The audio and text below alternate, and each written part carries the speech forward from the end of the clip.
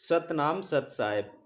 आइए जानते हैं श्री श्री 108 का आध्यात्मिक अर्थ क्या होता है।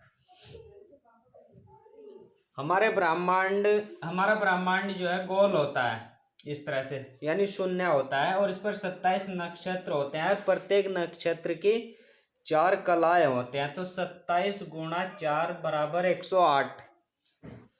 अब इसी ब्रह्मांड में 9 ग्रह होते हैं, यानी पूरी गोलाई में 9 ग्रह होते हैं और उन ग्रह की 12 राशियां होती हैं, तो 9 गुणा 12 बराबर 108। संसार में रहते हुए आपको कुछ भाग ही दिखाई देता है, लेकिन जब ध्यान योग के द्वारा गहन समाधि में जाकर शून्य हो जाते हैं, इस तरह गोल हो जाते हैं और ऊपर उठ करके देखते हैं, तब आपको ब्रह्मांड के सभी जीवों में ईश्वर, अल्लाह या परमेश्वर ही दिखाई देता है। इसका संबंध जो है ब्रह्मांड से है। ध्यान योग करने वाला व्यक्ति उसी एक में मिल जाता है और फिर वह उसकी ही नज़रों से पूरे ब्रह्मांड को देखता है। जैसे सैटेलाइट से पूरी पृथ्वी गोल दिखाई देती है, ठीक ऐसा ही वह व्यक्ति उठता है।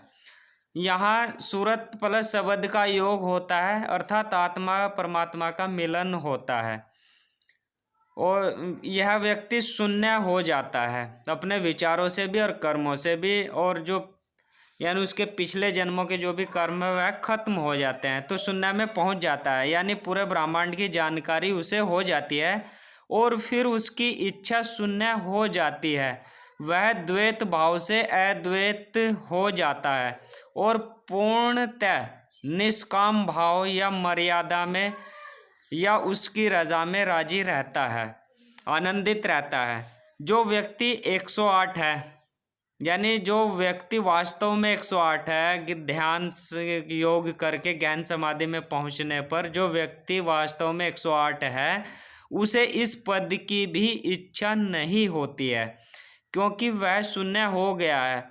यह तो केवल ध्यान योग करने वाले शिष्य को समझाने का एक सिद्धांत या तरीका या परिभाषा मात्र है, लेकिन अज्ञानता के कारण या आधुनिकता के कारण श्री श्री 108 कुछ लोग लिखते हैं।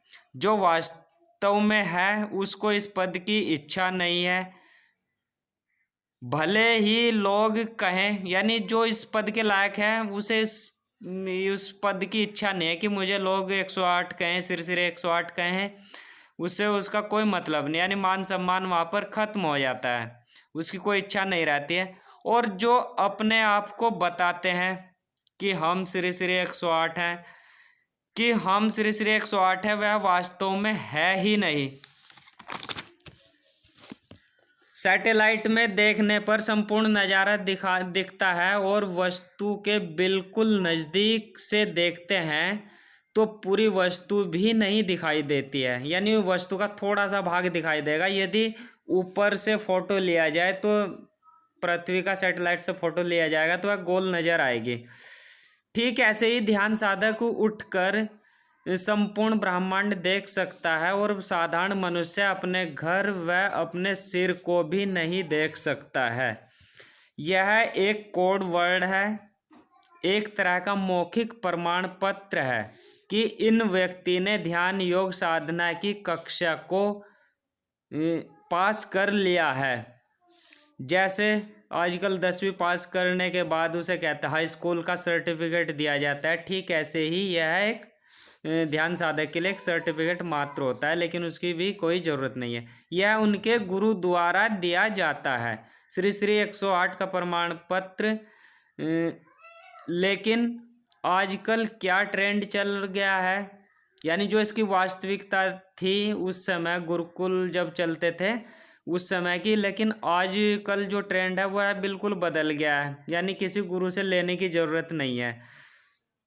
आप जो है किसी मठ, संस्था या मंदिर के मुख्य पुजारी हैं तो वह लिखने लगे हैं कि हम श्री श्री 108 हैं। जी महाराज यानी श्री श्री 108 जी महाराज हैं, चाहे वह ध्यान जानता है या नहीं जानता है, बस मुख्य पुजारी होने पर श्री श्री 108 हो जाते हैं। और सबसे बड़ा सम्मान तो मोक्ष, निर्वाण व या आखिरत सुधारना, अनंत जीवन पाना है। यहाँ संसारिकता में मान सम्मान का कोई अस्थायी फायदा या लाभ नहीं है, इससे केवल और केवल अहंकार ही बढ़ता है।